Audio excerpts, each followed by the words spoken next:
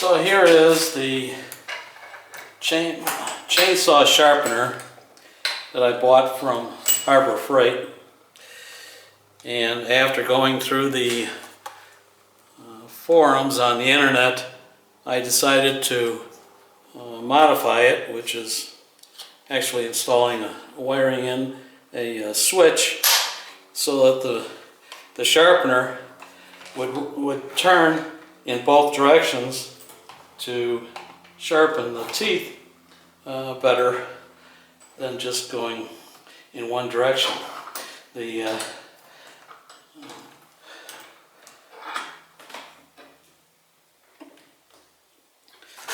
But initially when I modified it, the first time I put it in reverse rotation and turned it on,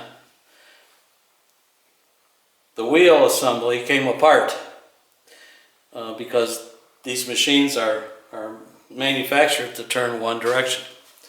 So it was just unusable until I was able to come up with a fix. And that's the reason for this video, because I have come up with a fix, and I wanted to share it. The fix is two parts. One is the addition of a jam nut to the wheel assembly, and the other is to turn the flange nut, the original flange nut, so that the flat side is against the wheel.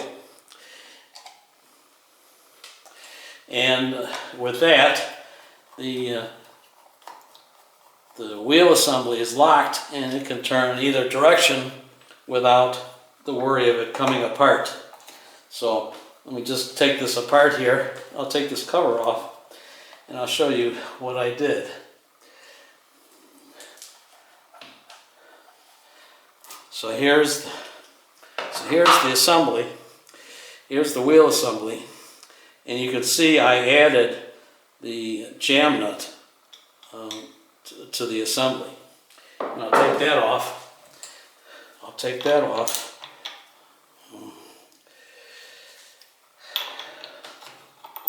It's all hand tightened on there.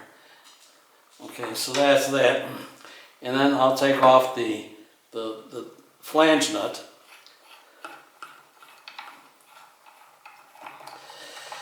And originally the assembly was with the flange nut with this concave part faced in and against the wheel. And to make this work, I turned this around so that the flat side of the nut is tightened up against the wheel.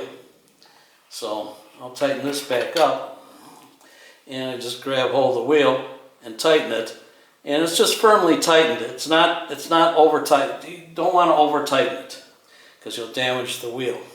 And then the jam nut is then tightened up against the flange nut, and so I'll put this in there and just tightened up. It's not over tightened. You want to be careful not to over tighten it.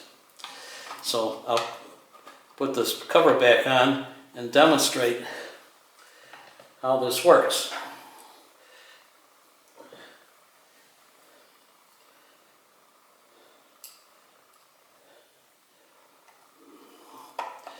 And just a little bit of extra information, because the wheel rotates in both directions now. The debris from the debris now will come out the back when sharpening the teeth on one side, and the debris will come out the front when sharpening the other side, the teeth on the other side of the chain. So I bought a machinist's apron, and it's made out of blue denim, and that's to protect my clothing, because that's the sparks is actually, you know, hot debris. So anyway, so now what I'll do to demonstrate this is I'll turn the switch on, and it'll now, with I've got the switch face pointed towards the rear, and I'll sharpen the teeth, a tooth on the left side of the chain, and it'll shoot the sparks out the back. So let me do that. All right. And you can see that the sparks are shooting out the back. Okay. So now I'll advance the chain to sharpen a tooth on the other side of the chain, and that means I've got to change the position of the mount here of the chain, and readjust the there we go. Okay, and so I'll flip the switch for the reverse rotation, and I'll turn it on, and so now you'll see that the sparks are coming out the front of the machine, and the debris is hitting this apron rather than my clothes. And so I just wanted to share this with you. And what this is, what I did was I added a what they call is a jam nut, but it's a special jam nut. It's a metric M14 with the 1.5 pitch thread by 4.5 millimeters thick.